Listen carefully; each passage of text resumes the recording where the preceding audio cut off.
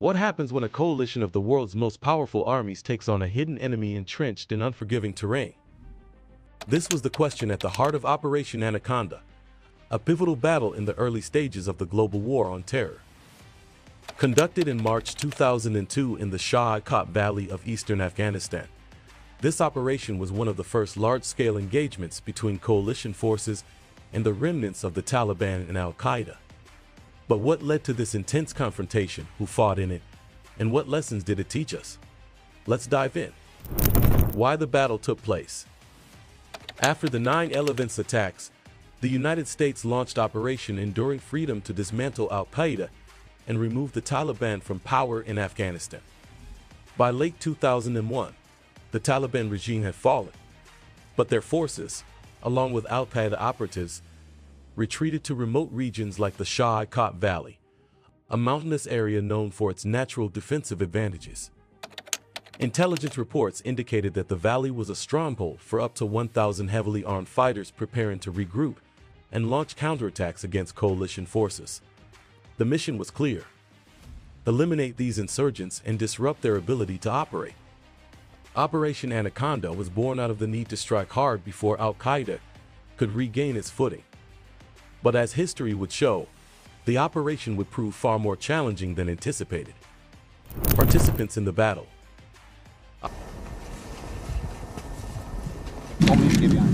Have a seat. Me, right? Operation Anaconda was a coalition effort led by the United States and involving forces from several allied nations. On the coalition side were the U.S. Army, particularly units from the 101st Airborne Division and 10th Mountain Division. U.S. Special Operations Forces, including Navy SEALs, Green Berets, and Air Force combat controllers. CIA paramilitary officers who had been operating in the region since 2001. Afghan allies from the Northern Alliance, providing local knowledge and manpower. On the other side were entrenched Al-Qaeda fighters and Taliban insurgents, numbering between 800 to 1,000. These fighters were well-trained, battle-hardened, and equipped with machine guns, mortars, and rocket-propelled grenades. They had the advantage of knowing the terrain and had spent months fortifying positions in caves and bunkers throughout the valley. The nature of the fighting. Operation Anaconda began on March 2, 2002, with an aerial assault and ground insertion of coalition forces into the valley. The plan was to trap and neutralize the enemy by surrounding the valley with coalition troops. However, that operation quickly faced unexpected resistance.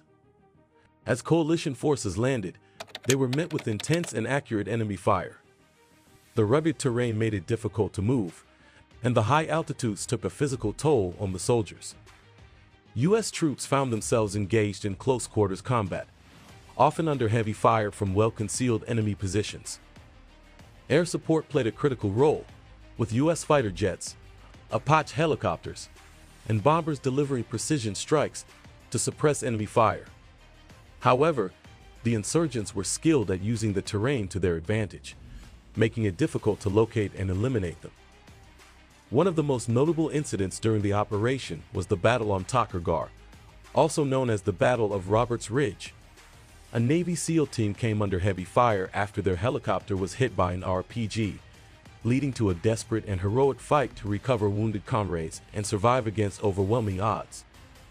The fighting lasted for over 2 weeks, with coalition forces slowly but steadily gaining ground.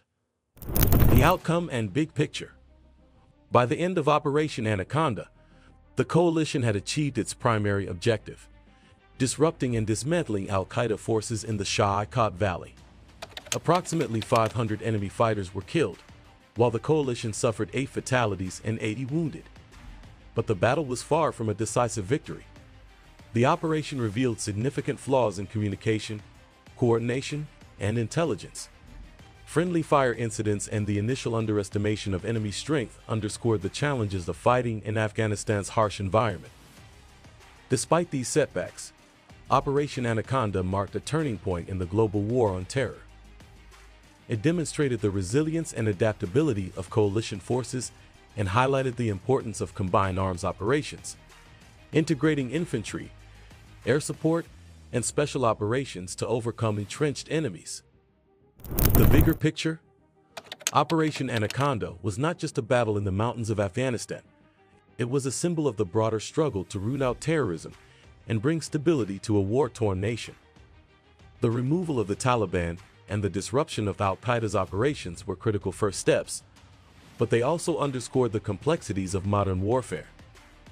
Even today, the lessons of Operation Anaconda resonate in military strategy and planning, reminding us that victory requires not just strength, but adaptability, cooperation, and an understanding of the human and physical terrain.